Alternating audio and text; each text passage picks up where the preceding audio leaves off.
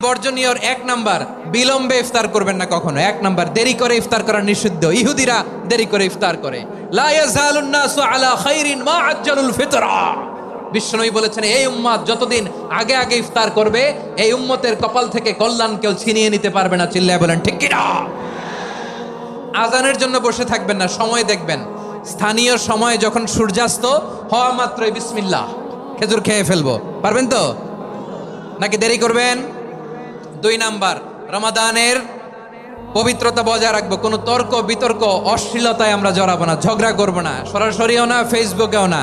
করবেন কেউ গালি দিলে বলবেন ইন্নিমরুউন সায়েম, আমি রোজাদার। আল্লাহর হাবিব শিখিয়েছেন, কেউ যদি তোমার গালি দেয়, কটু কথা বলে, অশ্লীল কথা বলে, রমজানে তুমিও বলতে পারবে না। তুমি বলতে পারবা ইন্নিমরুউন সায়েম, আমি রোজাদার। আজকে থেকে নিয়ত করেন, রমজানে কেউ গালি দিলে আপনি একটা গালি দিবেন নাকি? কি বলবেন? রোজাদার, রমজানের পবিত্রতা আমি ভঙ্গ করতে পারবো না। অশ্লীল নাটক সিনেমা আমরা দেখবো না। যে রমজানে মিথ্যা কথা, মিথ্যা কাজ, মিথ্যা সাক্ষী ছাড়তে পারে নাই, তার না খেয়ে থাকা, উপবাস থাকা দিয়ে আল্লাহর কিছু যায় আসে না। এজন্য মিথ্যার সাথে আমাদের কোনো সম্পর্ক আছে? মিথ্যা বলবো না। 4 নাম্বার, অপচয় করব না। ইন্নাল মুবাযযিরিনা কানু ইখওয়ানাশ শায়াতিন ওয়া কানা শাইতানু লিরাব্বিহি কাফুরা। অপচয়কারী শয়তানের ভাই। আচ্ছা, যে শয়তানের ভাই ও নিজেও আরেকটা কি? শয়তান। যে শয়তানের ভাই ও নিজেও আরেকটা কি? অপচয় করবো না। ইফতারি করতে যে আমরা অনেকে অপচয় করি, এগুলো করবেন আপনারা না। অপচয় করবো না। 5 নাম্বারে, রিয়া, লোক দেখানো ইবাদত আমরা করবো না। লোক দেখানোর জন্য নামাজ, রোজা, জিকির, তেলাওয়াত, দান, সদকা এগুলো করলে আল্লাহর দরবারে এগুলো কবুল হবে।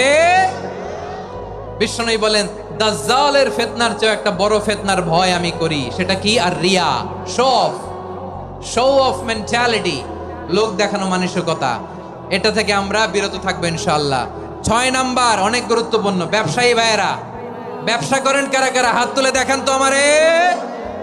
মাশাআল্লাহ, হাত নামান।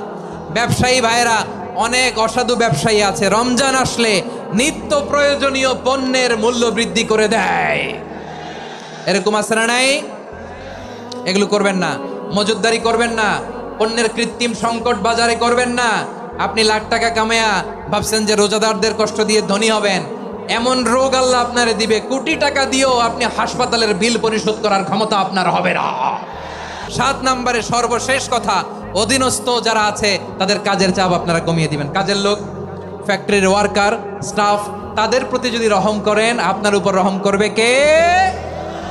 আমার প্রিয় ভাইয়েরা, এই আসন্ন রমাদান এটা এমন এক বরকতের মাস, যে মাসে আমরা নিজেদের নাফসের উপর নিয়ন্ত্রণ প্রতিষ্ঠা করি। সারা বছর নাফস আমাদেরকে নিয়ন্ত্রণ করে, আর রমাদানে আমরা নাফসকে নিয়ন্ত্রণ করি। কথা বুঝতেছেন? সারা বছর নাফস আমাদেরকে নিয়ন্ত্রণ করে। এই যে এখন আমার খেতে মনে চাইলে যে খেজুর রাখা, আমি খেজুর খেতে পারবো। নাটস আছে, বাদাম খাইতে পারি। খাইতে মন চাইলে পানি, আমার রুহুটা চায়, আমার নাফসটা খেতে চায়, আমি খেতে পারি, পান করতে পারি। বিবাহিতরা দিনের বেলায় স্ত্রীর সাথে মেলামেশা করতে চাইলে করতে পারে, কিন্তু রমাদানে দিনের বেলায় খেতে মনে চায় কিন্তু আমরা খাই।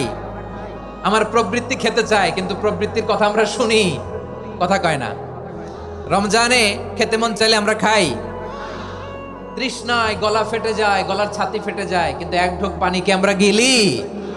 বিবাহিতরা দিনের বেলা স্ত্রীর সাথে কি মেলামেশায় যায় না? তার মানে সারা বছর নফস আমাদেরকে নিয়ন্ত্রণ করে, আর রমাদানে এই নফসের উপর আমরা নিয়ন্ত্রণ প্রতিষ্ঠা করি। নফসের লাগাম আমরা রমাদানে টেনে ধরে। চিল্লায় বলেন ঠিক কি না?